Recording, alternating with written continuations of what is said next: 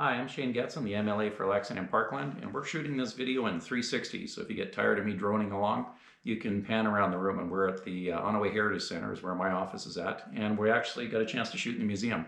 So please take a look around while I'm talking. I had a couple items that come back to me here lately, and I'm going to put it under the "What have you done for me lately" file. So a lot of times I'm talking about some of the bigger energy corridors. I'm talking about the economic relaunch.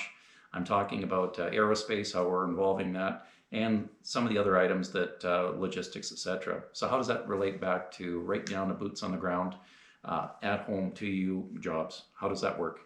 Well, when we're talking about corridors, I think Keystone XL brings that into paramount upfront for everyone's concern. So what happened there? To me, that was the canary in the coal mine.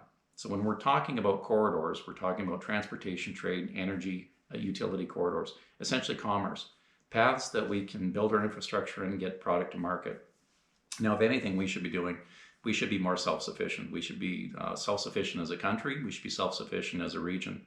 Now, corridors themselves, they don't have to be a physical structure.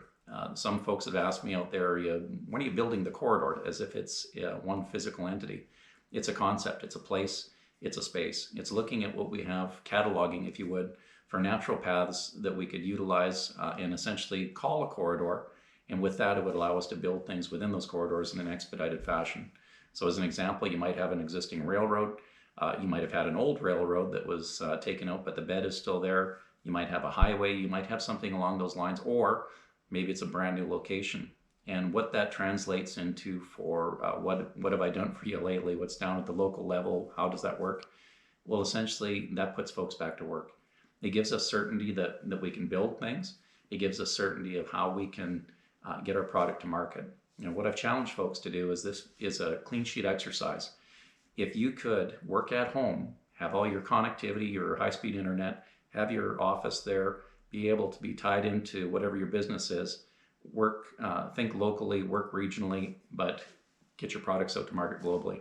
That's what corridors do for us. And I'll go back into that a little bit more in a separate video, talking some of the changes that we're having taken place of where we might be able to do this. Thanks, we'll talk to you next time.